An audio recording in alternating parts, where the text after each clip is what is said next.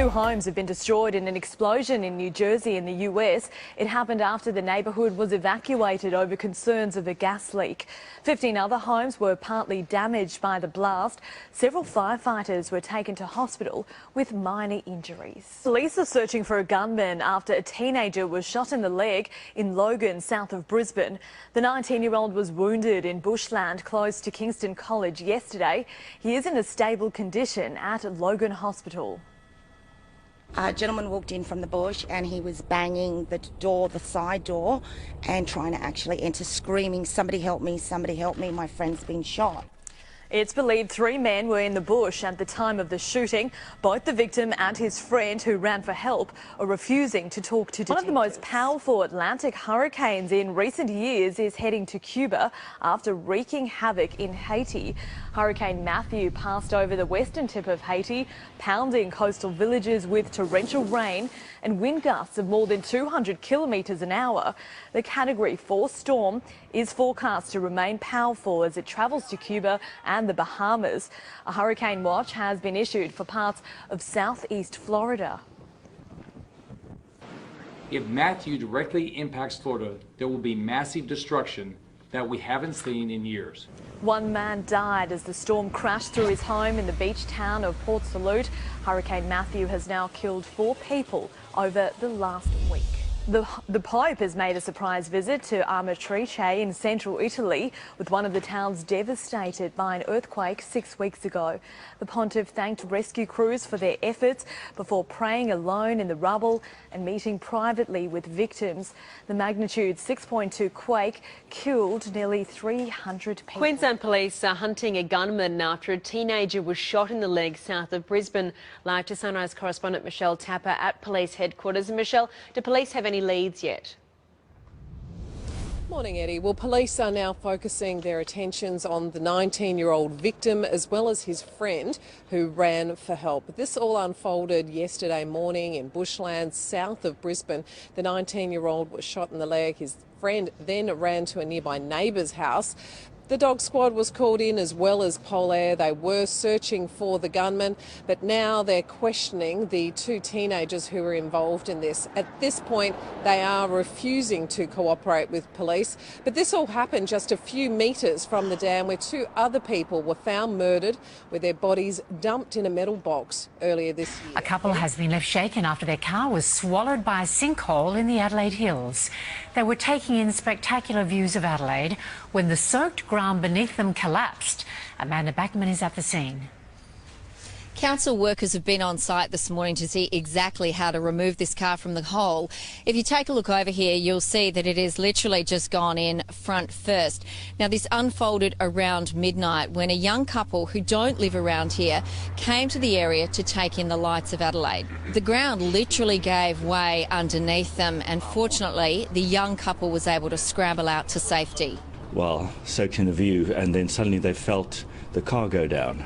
And that must have been a horrible experience, and then they were quite shocked. So we gave them a cup of tea and sort of settled them down. Locals in this area say this was undoubtedly an old mine shaft. On top of that, of course, in this area we've had as much of 30 mils of rain in the last few days, so the ground is very wet underfoot. Council workers are planning to bring a tow truck in that's got some sort of winch on it. It is a bit of a precarious position given that we are amongst some trees and power lines.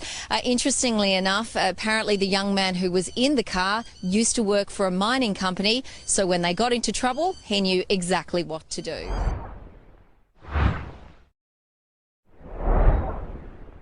Good evening and welcome to a special 10 p.m. edition of 10 News. Right now, police are trying to figure out how a woman died at Liberty Station. 10 News reporter Vanessa Van Hefty is live with the mystery investigators are working to solve. Vanessa?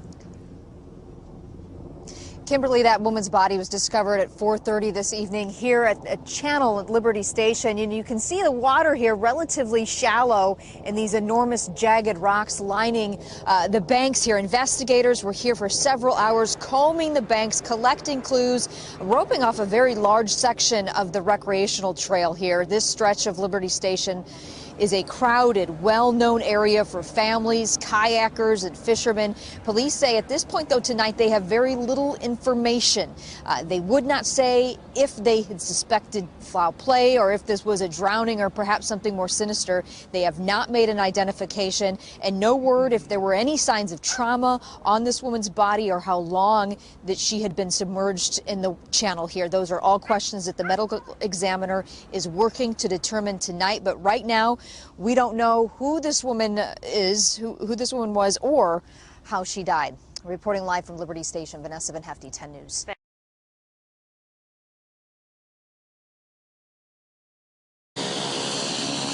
The injured man was flown to Perth by the Royal Flying Doctor, the bullet still lodged inside his stomach. Police were called after they say the man became violent in a taxi not far from Broom's famous Cable Beach. There was an argument with the taxi driver. The taxi driver has alighted from the vehicle and ran away.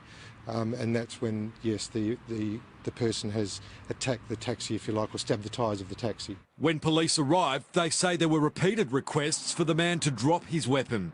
It was when the man apparently aimed the knife towards one of the officers and went to throw it, his partner fired a single round from his police-issued Glock. I heard what sounded like a gunshot, but wasn't sure. Just heard a lot of dogs barking and then sirens everywhere.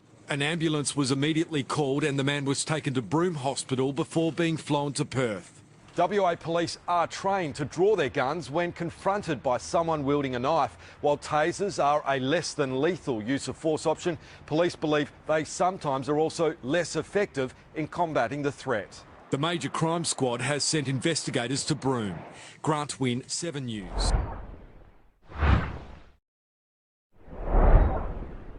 Scary clowns fueling both fear and fascination. The hysteria has swept across the country, and now this social media frenzy has surfaced right here in San Diego County. 10 News reporter Candace Crone is live with the worries that it's causing among local kids. Candace? Yeah, the clown craze has gained popularity. Imagine you're just walking along, minding your own business, then all of a sudden a face like that jumps out to scare you. Well, for some, that's their worst nightmare.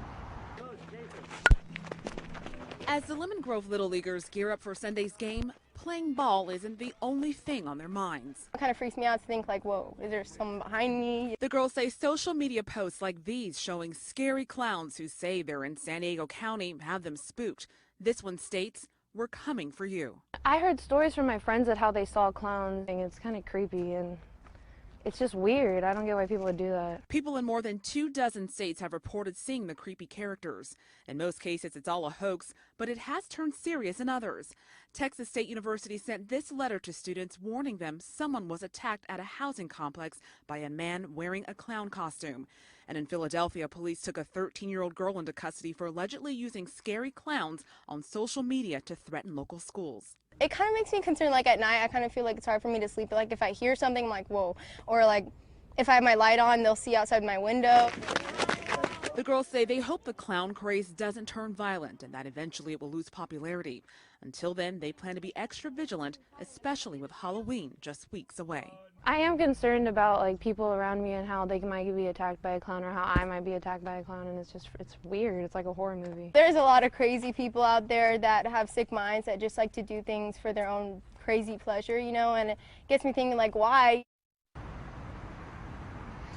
And Chula Vista police say that they've received calls from parents concerned about these social media posts, but Chula Vista police and San Diego police say so far they have not received any clown-related incidences.